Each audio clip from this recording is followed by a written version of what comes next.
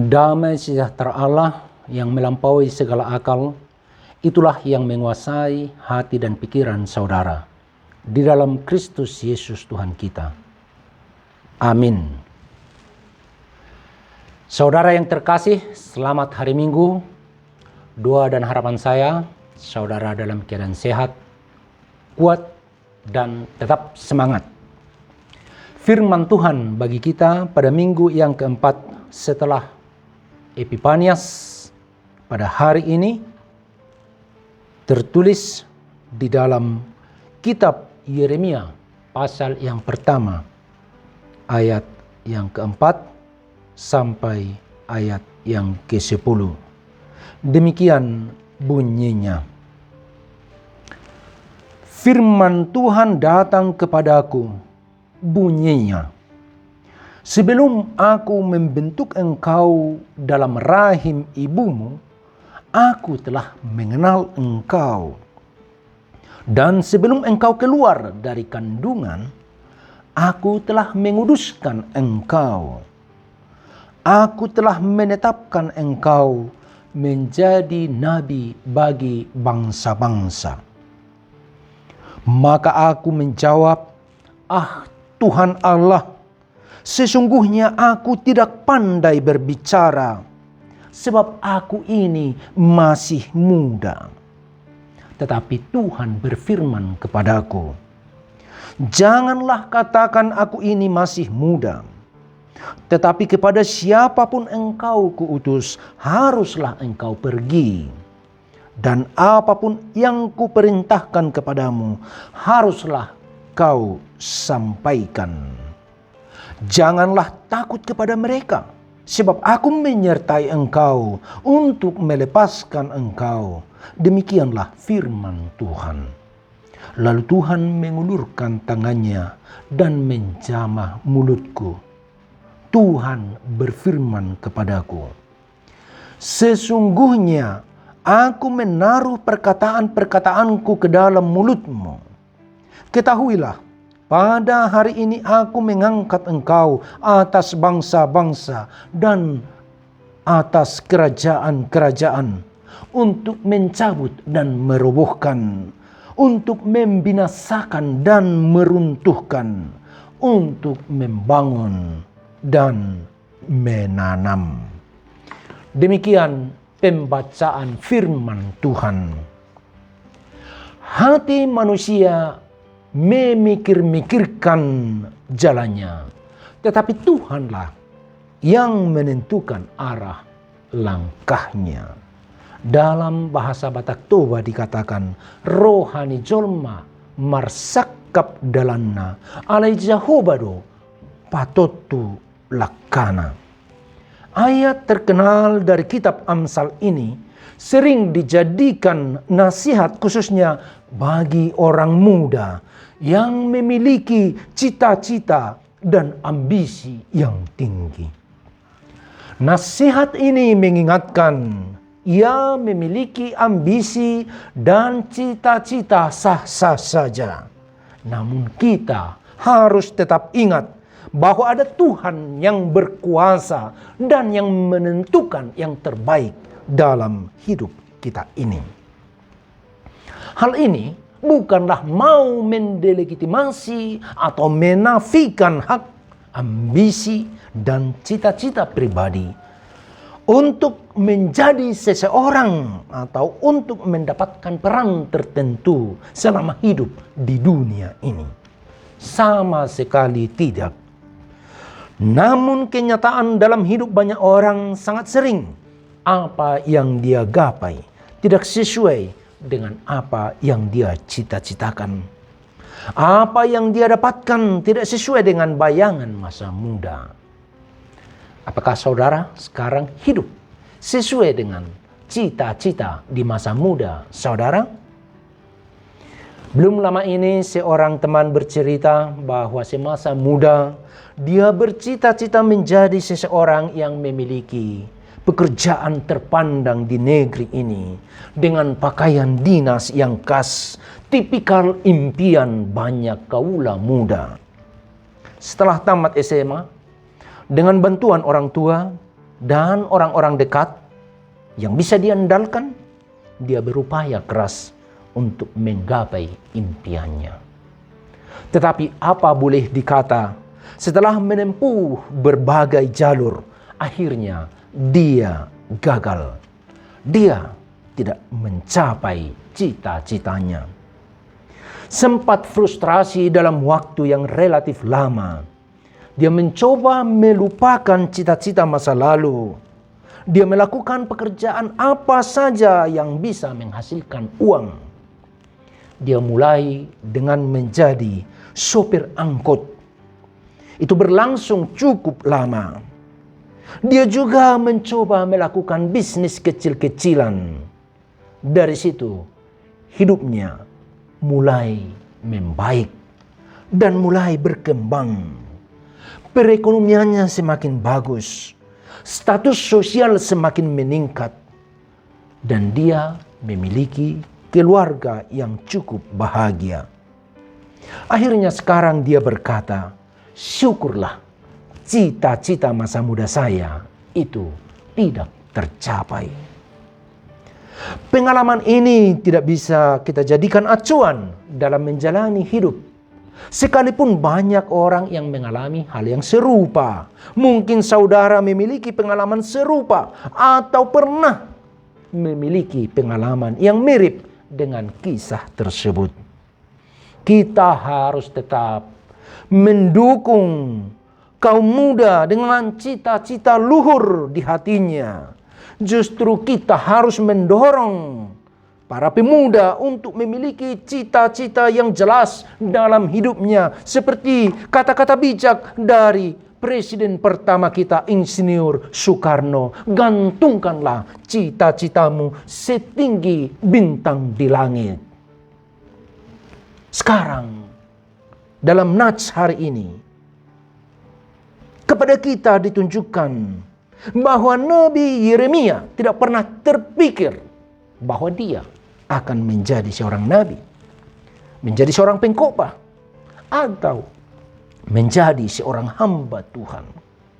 Karena itu ketika dia mendengar kata-kata Tuhan yang sampai di telinganya tentang panggilan menjadi seorang nabi, dia sama sekali tidak bisa terima.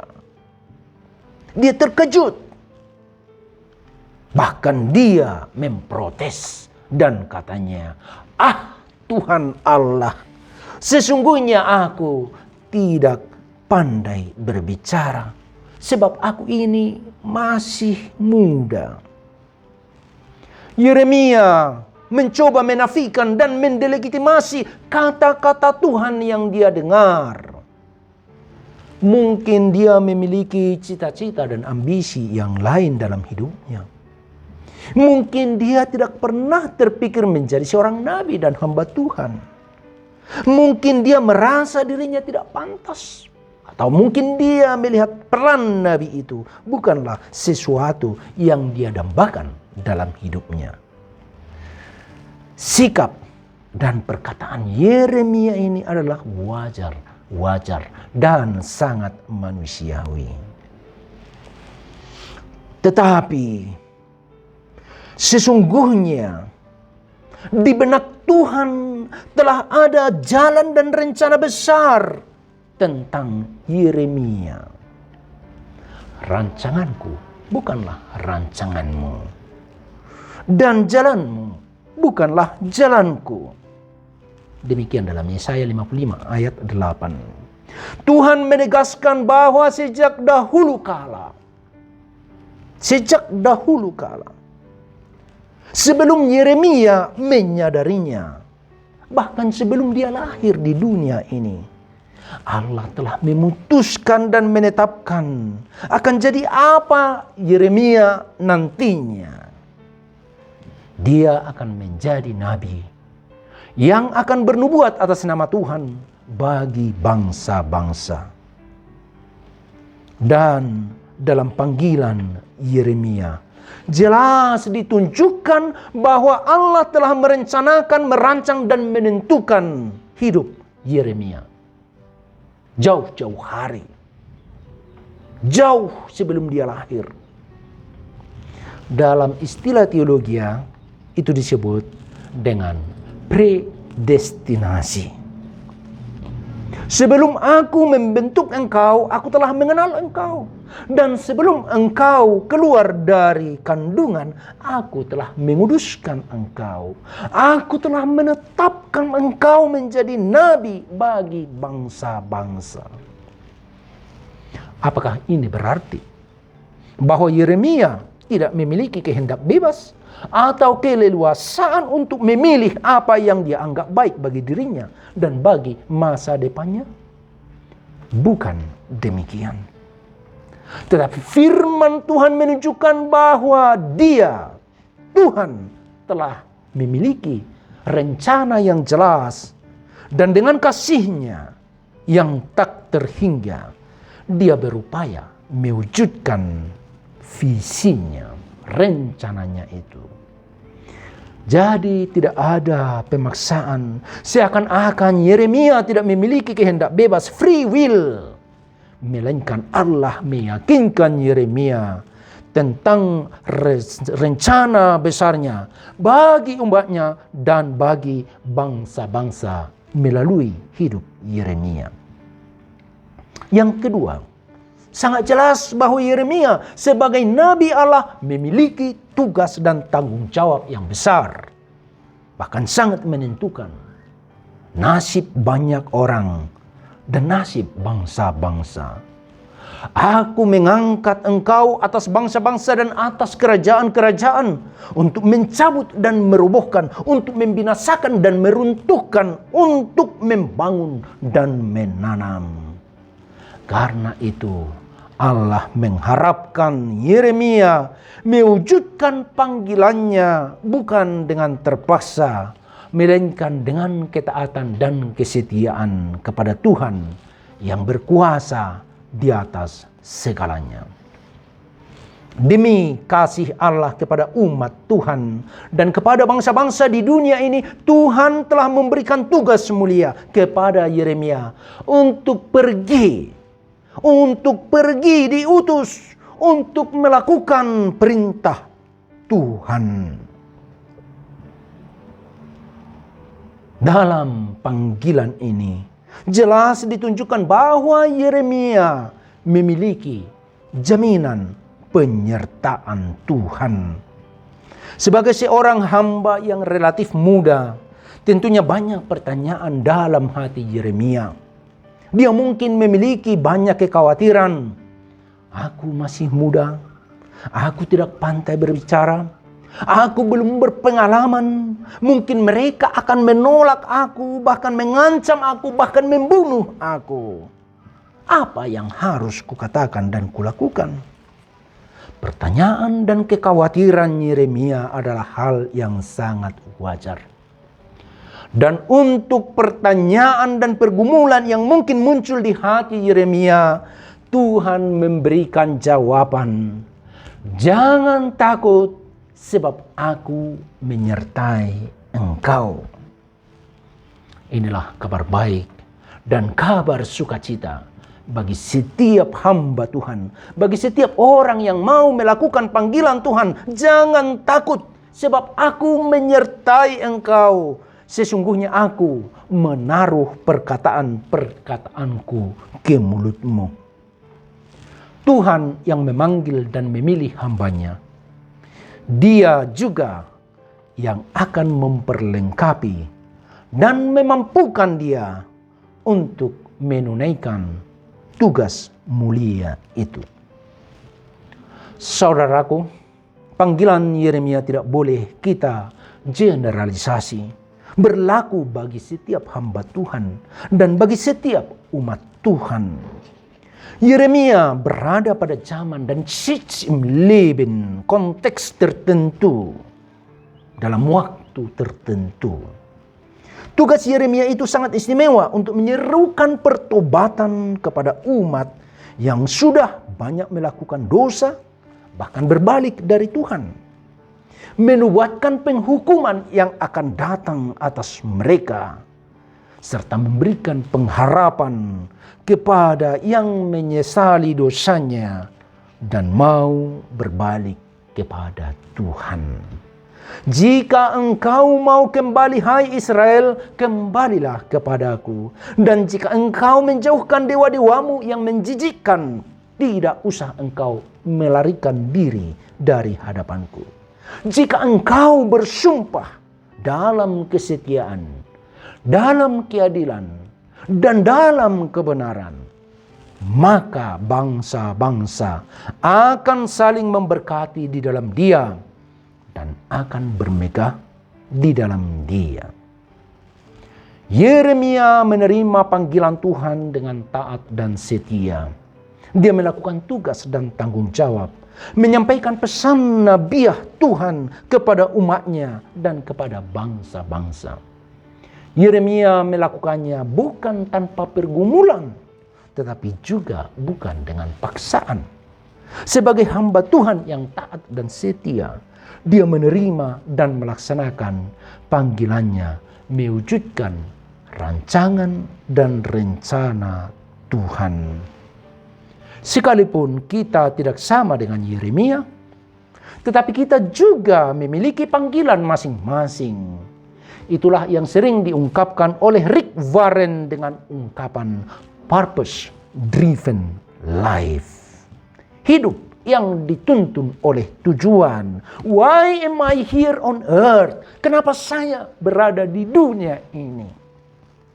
Saya berada di dunia ini dalam jangka waktu tertentu, bukan hanya sekedar hidup dan tanpa tujuan. Masing-masing kita memiliki tujuan hidup. Dan Tuhan memiliki tujuan yang jelas dalam hidup kita. Atau yang bisa kita pahami secara teologis dengan panggilan. Kita memiliki panggilan dalam hidup di dunia ini. Panggilan Tuhan bagi kita sangat penting dan istimewa. Karena itu kita harus merespons dengan iman, ketaatan, dan kesetiaan. Seperti yang dilakukan oleh hambanya Yeremia. Kita harus merespon panggilan kita dengan pemahaman yang mendalam bahwa Tuhan mengharapkan sesuatu yang sangat penting dan istimewa dari kita. Kita perlu mendengarkan suara hati kita. Kita perlu peka terhadap suara Tuhan. Tuhan menunjukkan pemanggilannya dengan cara dan jalan yang beragam. Cara dan jalan Tuhan memanggil saudara dan saya mungkin berbeda. Berbeda dengan orang lain. Karena itu yang utama adalah bahwa kita mengimani panggilan kita. Yang jelas, yang pasti, saudara dan saya memiliki panggilan mulia dari Tuhan. Saya mengimani bahwa Tuhan memanggil saya menjadi seorang pendeta. Dan saya harus merespons dengan iman, dengan kasih, ketaatan, dan kesetiaan kepada Tuhan. Demikianlah dengan saudara juga. Mungkin saudara Tuhan panggil menjadi guru, menjadi polisi, menjadi tentara, menjadi perawat, menjadi petani, menjadi orang tua, menjadi pedagang, nelayan, atau apapun itu. Dan itu harus saudara pandang sebagai panggilan Tuhan yang sangat penting dan mulia. Itu sangat penting dan sama pentingnya dengan panggilan menjadi nabi, menjadi pengkhotbah, menjadi guru di bait suci Allah. Karena itu, panggilan itu harus disyukuri dan direspon dengan iman, kasih, dan kesetiaan kepada Tuhan. Itulah yang diungkapkan oleh Bapak Reformator Dr. Martin Luther dengan istilah priesthood of all believers, imamat orang percaya. Apapun posisi, apapun kedudukan, apapun pekerjaan dan panggilan yang kita miliki, kita adalah hamba-hamba Tuhan. Kita adalah imam yang Tuhan ingin pakai untuk mewujudkan rencana dan rancangan Tuhan di tengah-tengah dunia ini. Semua yang dipanggil Tuhan adalah imam yang harus melakukan apa panggilannya dengan segenap hati. Apapun peran dan panggilan kita di dunia ini, kita harus yakin bahwa itu sangat penting dan mulia. Tuhan memberikannya dan Tuhan yang akan memampukan kita untuk melakukannya.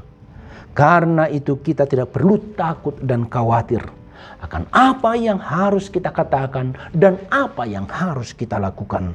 Sepanjang kita dengan iman, dengan ketaatan dan kesetiaan, maka itulah jawaban terbaik terhadap panggilan itu.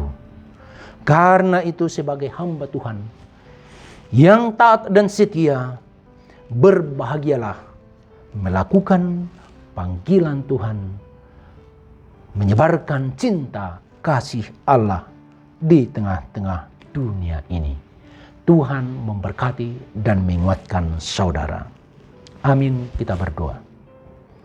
Ya Allah Bapa kami yang kami sembah dalam Yesus Kristus, terima kasih ya Tuhan yang telah menunjukkan panggilan Tuhan kepada hamba-Mu yang setia, Nabi Yeremia. Dan Engkau mengingatkan setiap kami yang mendengarkan firman-Mu akan panggilan kami sebagai anak-anak Tuhan, sebagai hamba-hamba Tuhan. Tuhan menginginkan hal-hal yang penting dan mulia dalam hidup kami, dari hidup kami, demi kemuliaan nama Tuhan dan demi penyelamatan Tuhan di tengah-tengah dunia ini. Karena itu, ajari dan kuatkan kami untuk menerima panggilan kami dengan iman, dengan ketaatan dan kesetiaan. Dan kuatkan kami ya Tuhan untuk mewujudkan panggilan kami. Apapun itu, pekerjaan, posisi, keadaan yang Tuhan inginkan, kami hadir sebagai hamba yang melayani Tuhan, yang melayani umat Tuhan. Terima kasih ya Tuhan, berkati semua umat yang telah mendengarkan firman-Mu. Dan Tuhan kiranya memakai semua umat-Mu menjadi hamba Tuhan, memberikan pelayanan yang terbaik sesuai dengan panggilan-Mu dan sesuai dengan kapasitas kemampuan yang Engkau berikan. Terpujilah nama Tuhan dalam kehidupan kami masing-masing, dalam keluarga kami masing-masing. Berkati semua keluarga saudara-saudara saya yang telah mendengarkan firman-Mu.